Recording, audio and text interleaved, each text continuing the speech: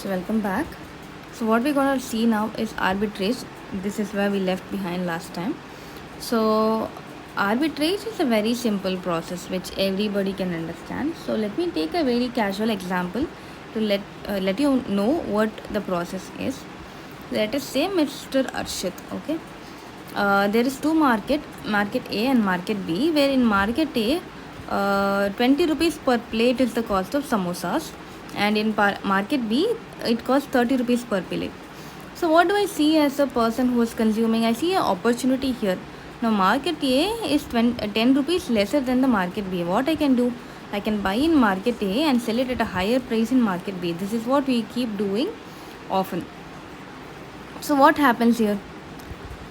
There is a market where the price is less, and there is a market where the price for the same commodity, same quality, and exactly ditto copy paste, okay, has a higher price. Now I see a opportunity here because the same product is costlier in some other place. What I can do, I can buy it as a lesser price, and sell it at a higher price in the different market.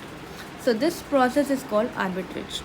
Okay, when there is difference in the market prices, a rational investor would buy it from a lower price and sell it at a higher price. So this automatically fluctuates the demand and supply as well.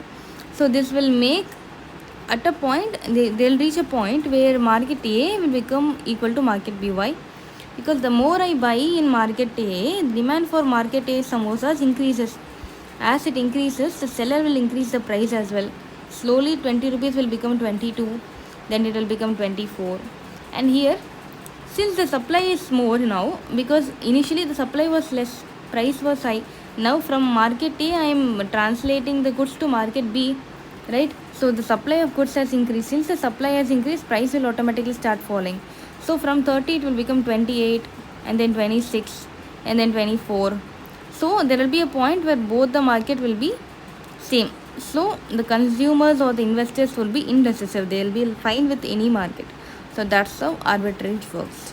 Arbitrage continues as long as the value of both the firms become equal. Now let's see some theory. Samosa of both the market are same, thus value should be same. Now what is this? He will think of doing the arbitrage. So that's what he did. So buy samosa from market A, that is the undervalued firm, and sell it in the market B, overvalued firm. Arbitrage refers to earning less risk profit by buying undervalued asset and selling the asset at overvalue. Okay, so கம்மியா வாங்கி அதிகமாக விற்கிறது.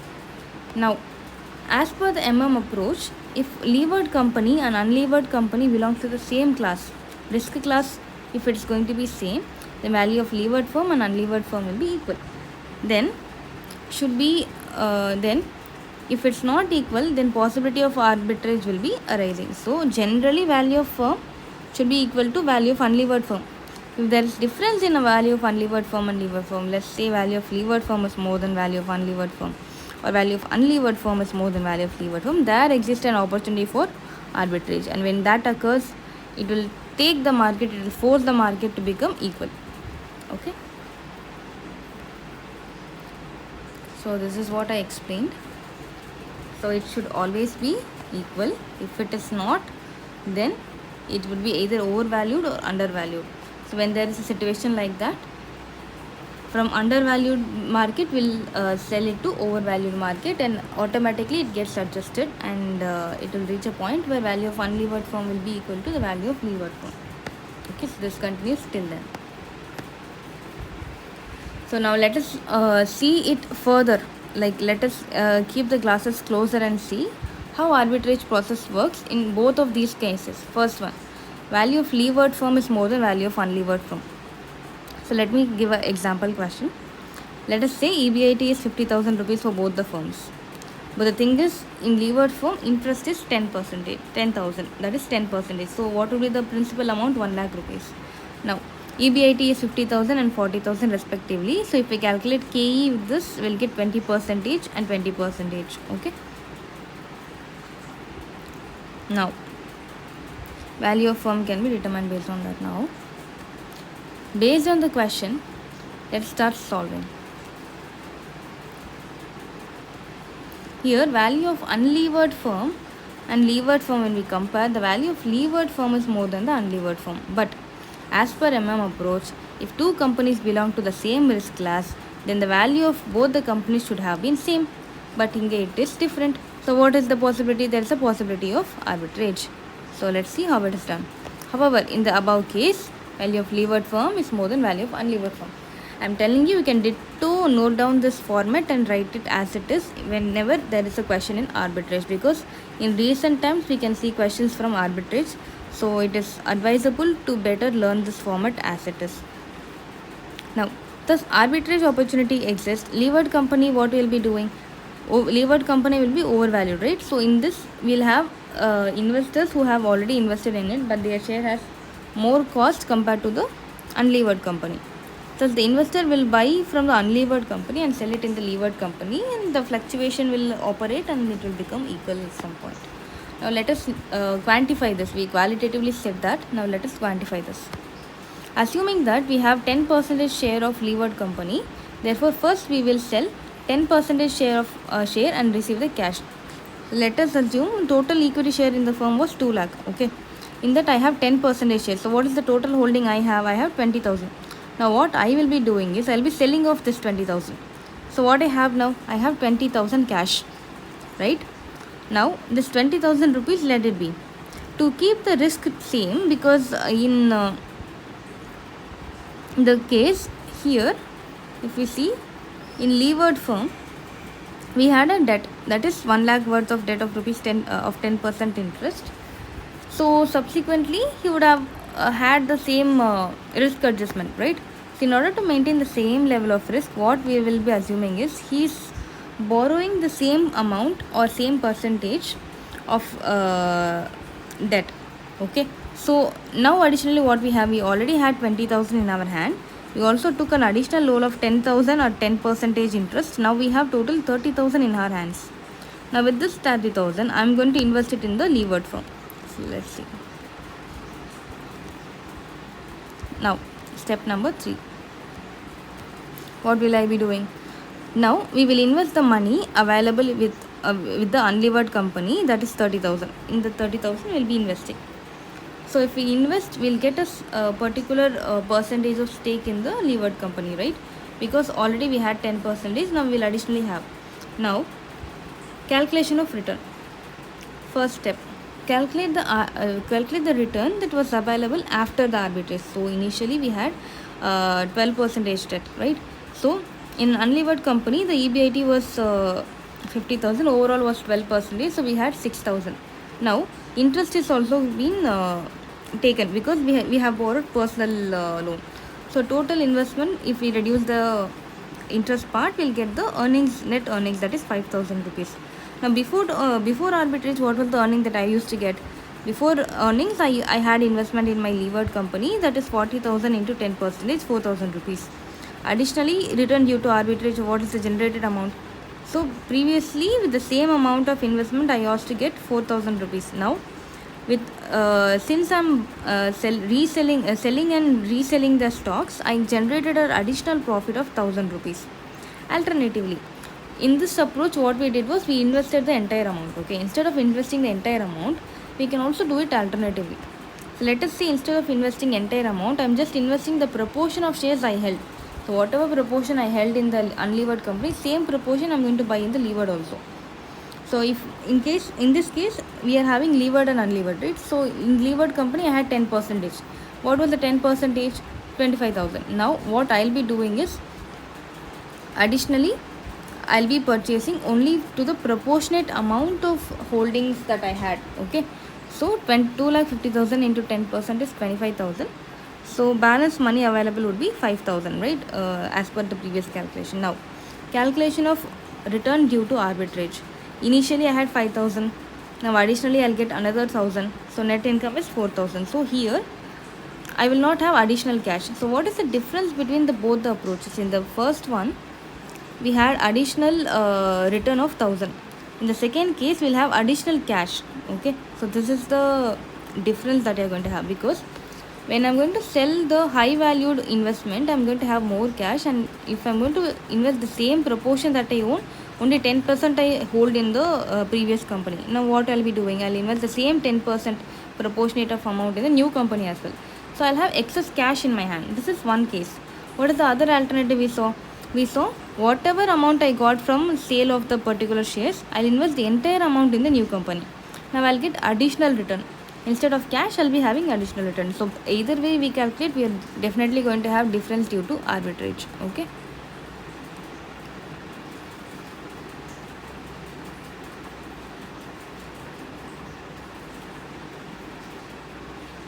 So if you see the conclusion here, return in levered company, 40,000 into 10%, that is 4,000. Thus, due to arbitrage, we were able to earn additional return. At the same time, we also have a cash of 5,000 in our hands. Approach. When the value of levered company is more than unlevered company, we can follow the following steps. So because levered company whose raised debt gets benefit of tax, there will be lesser payment of tax, right? So earnings available to equity shareholders will be more. So there will be more dividend given to the shareholders. So this acts as a tax shield. So we can just make a note of this formula. Value of levered firm can be simply calculated as value of unlevered firm plus tax advantage of debt. That is, on debt we get some tax advantage. If we add value of unlevered firm plus advantage of tax, we'll get the value of levered firm. So how we are going to derive it? With the following formula. First step, we'll have to calculate value of unlevered firm. Second step, add tax part to the value of unlevered firm. Now we'll get the value of levered firm, right? Now with the value of levered firm, we are going to find the total value of the company. So how we are going to do that? So KO of levered firm, EBI, we know this formula, EBIT into tax benefit divided by value of levered firm. Same way, KE we can get by earnings available to equity shareholders divided by value of shares. So if you're going to reduce the value of levered minus debt, we'll get the shares. This is a familiar formula. Only thing is you should know this.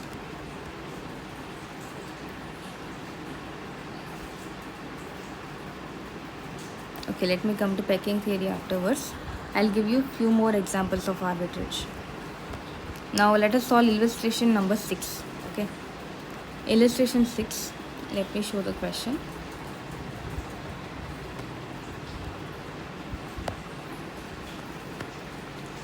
So there are two companies, okay, N limited and N limited, having the same interest before, that is their EBIT is same, 20,000. M limited is the levered company having debt of 1 lakh, 7% interest rate, and cost of equity is 10% for both N limited, and M limited is 11.5%. So cost of equity is 10 and 11.5 respectively. Rate of interest is 7%, and only M limited is having the debt. N limited is debt free, that is unlevered company. Now based on this, you are going to see. Now if we see that, we can say value of levered company and unlevered company is obviously going to differ, right, because of the tax part. So first we'll have to calculate that. So let us start with the calculation of value of firm. So EBIT minus interest part. In M limited we have interest, in N we don't have, so we'll leave it blank. So EBT would be 13,000 and 20,000. So we know that KE is 11.5 and 10%. We'll have to divide these both. We'll get the KE value, that is value of shares. So value of shares is respectively 2 lakh and 1 lakh 1343. Now we know the value of debt is available only in M limited. So if you're going to sum up shares and debt, we'll get the value of firm. And in case of N limited, there is no debt, so we're simply going to say that value of equity is equal to value of firm, right? KO is equal to KE, KE is equal to KO. Fine. Now we can see that value of levered company and unlevered company are different. Here M limited is more than the N limited, that is the value of levered company is more than unlevered company. Now being in the same risk class, EBIT will be same, but even though the EBIT is same, the value of firm is different, so there exists a possibility of arbitrage. Now what will the investor do? He'll sell the securities of levered company which is overvalued and buy the securities in unlevered company, and in turn from this he'll earn return as well as by reselling it again. So this process keeps on continuing till the value of levered firm becomes the value of unlevered firm. So arbitrage process step 1, assuming that we have 10% share in levered companies. So firstly we'll have to calculate the share percentage. So the total value of share was 1,13,43. In that 10% is our holding. So 11,304 is the holding. Step 2, since 7% interest is there in it, we'll assume that we personally borrow an additional amount to set off the risk. We are going to maintain the same level of risk. So additionally I'm going to borrow 10,000 rupees at 10%. Okay, actually 7%. I have made some mistake. Okay, so totally we'll be having 21,304. Now we will be investing it in the unlevered company unlimited. So how much I will be investing? 10% of shares. Initially I had 10% in unlevered company, right? Now I'll hold the same percentage in the unlevered company as well. This is the first alternative. So 2 lakh into 10%, that is 20,000. Now the balance money that I have is out of 21,305, I have invested 20,000. So remaining cash I have 1,304 rupees. Alternatively, how I can do? Alternatively, I can invest the entire 21,304 into the unlimited. Okay. Step 4, calculation of return due to arbitrage. So after arbitrage, I get return of equity, that is on my 10% of holding, 2,000 rupees. Then apart from that, I'll have to pay the interest for the borrowing that I had for 10,000 rupees. So 10,000 into 7% is 700 rupees. Total how much I'm having? 1,300. This is my return after arbitrage. Now, what was my return before arbitrage? I was simply holding 10% in the levered company, that is 13,000 into 10%, which is 1,300.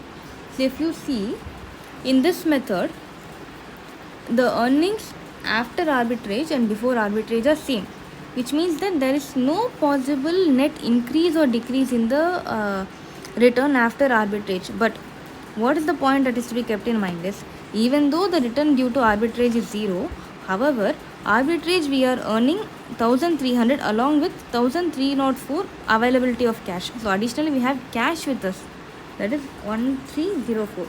What I can do? I can invest it somewhere else or even in the same fund and get additional return as well, right? So that is only considered in the alternative option. What are we doing here? We are initially taking 10% of share as usual. Apart from that, we will reduce the interest. This is the total income. Why it is increasing? Because in the first alternative, what I did was, in the levered firm I had 10% holding. So in unlevered firm also I am holding 10%. But in the second alternative, what I am doing is, whatever amount of realization I got from selling off my 10% in levered firm, that entire amount I am going to invest in unlevered firm. So my investment value is more. Since the investment value is more, the return also will be more, and from that, if I am going to reduce the fixed expense, I am going to get the increased return. So before arbitrage I was earning 1,300. Now I am earning 1,430.40. If we find the difference, it would again be the same. Okay, so I am earning 1,130.40 more when compared to before arbitrage, and this keeps on going till the prices become equal. So summary: in arbitrage question, we know two methods, right? In first method, we'll be holding same percentage of holding. In second method, we'll be having undervalued firms available amount, that is the entire amount will be invested. So in this, additional return will not be available, only additional cash will be available if we calculate. But in method 2, additional return will be available, additional cash will not be available. So how do I know which method to apply in the question? Question will be basically of arbitrage. So this is me who is to decide which method is to be applied. So simply put, if the question demands what is the additional return that is being derived out of arbitrage process, I'll be following method 1. If the question is about how much additional cash, I'll be following method 1. If the question is going to be about how much additional income I'm going to generate with the help of arbitrage, I'll be following method 2. If cash is asked, I'll follow method 1. If return is asked, I'll follow method 2. Simple. Okay. So that was illustration 8, 6, illustration 6 and 8 we are going to cover. Okay, illustration number 8, where the value of levered company is more than the unlevered company. So this is the given data. So EBIT is 20,000, debt is 7% at 1 lakh same, and 18% KE and 10% for unlevered company. Fine.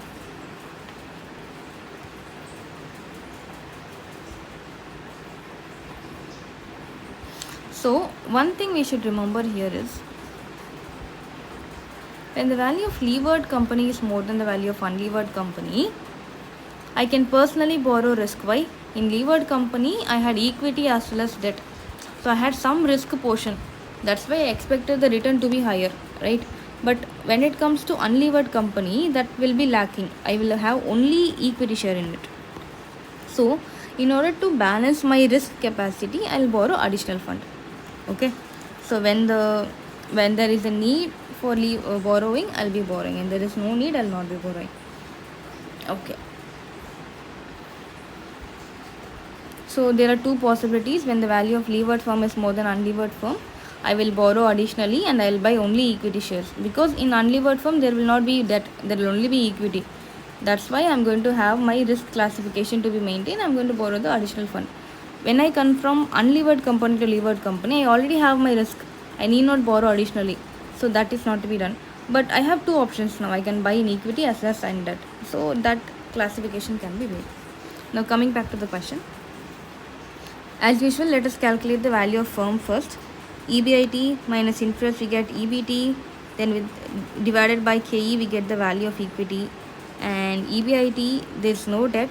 So straight away when I divide the KE, I'll get the value of firm, because this is the only type of investment available. But when it comes to M Limited, there are two funds. So I'll have to total the debt as well as the share. I'll get the total value of firm. Now I have two methods of solving this question. How? Firstly, I have how much percentage of holding? I haven't mentioned it, I guess. Okay. So assuming both the companies belong to the same risk class, as per approach, the value of firm should be same. But in this aspect, it is not same. What will be doing? Unlevered firm is more than levered firm. There is an opportunity of arbitrage. I request you to maintain the same wordings as well. Thus, an investor will sell the securities from unlevered and buy the securities in levered. So arbitrage process, step 1, assuming we have 10%, so 2 lakh into 10%, 20,000. Since we are going from levered company to unlevered company will not have debt, right? So there is no need to personal borrowing. Since levered company only has equity share capital, there is no requirement of debt also. Now step 2, straight away we'll go to the step 3 actually. Now we will invest 10% in levered company. Whatever the percentage amount was, in that I am going to invest 10%. So since it has two possibilities, equity as well as debt, in both I will be investing 10%. Okay, so that sums up to be 17,222. Now out of this, the initial surplus I got from share was 20,000, but now the return is 17,222. So what is the additional amount I'm having? 2,778. So this is the surplus amount that is available due to arbitrage. So arbitrage process is over now. Let us calculate the return. Before arbitrage and after arbitrage. Before arbitrage I had only 10%, that is 2,000. But after arbitrage I have 10% return plus tax benefit of 7,000. So totally I get net earnings of 2,000. So if you see, the net benefit is 0. But additionally I have cash of rupees 2,778, which is obviously a advantage. Now alternatively, if I'm going to invest the entire amount, what happens? When I invest the entire amount, I get more return. That is, I get almost 2,323 rupees more. So initially I used to get only 2,000, but after investing the entire amount into the firm, I got 2,332, which means I have increased my income from 2000 to additional income of 323 rupees. So the basic difference is when I invest the entire amount, I get additional return. When I invest only the percentage of holding, I get additional cash. Either way, I'm going to gain something. That's the moral of the story. So I hope it was understandable.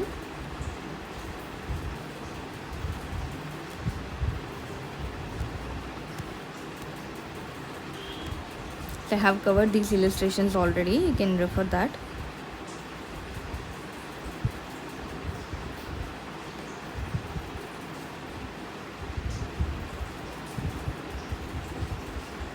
Okay, illustration number 10.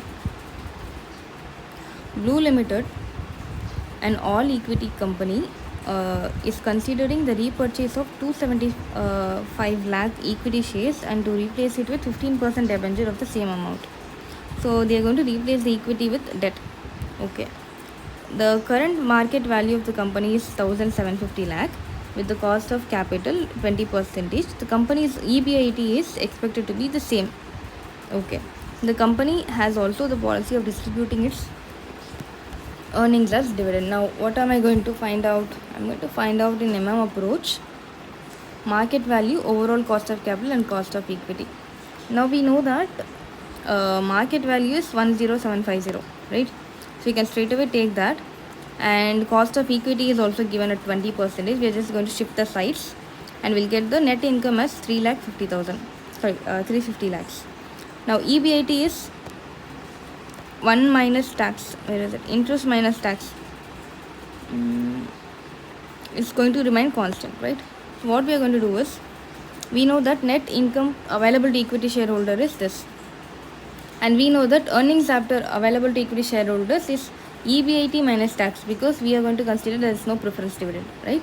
So straight away EBIT minus tax will give me earnings available to shareholders, which is 3,50,000. So if I am going to see that this is after deduction of tax, we know that tax rate is 30%. So this 3,50,000 is nothing but 70%. We'll have to find what is the 100%. So we are simply going to divide it by 70%. We'll get the EBIT, which is 500 lakhs. Now with the help of EBIT, we'll be calculating the value of shares and debt. Okay. So EBIT minus interest portion, we get the EBT minus tax, we get the earnings available to tax. Now this divided by KE will give you S, this divided by KE will give S, and this by KD will give you D.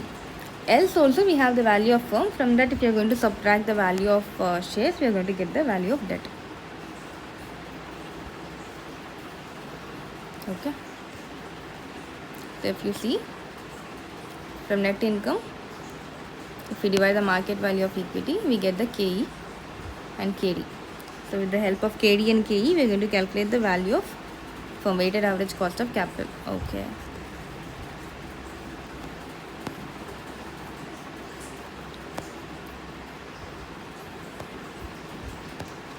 So last part, pecking theory.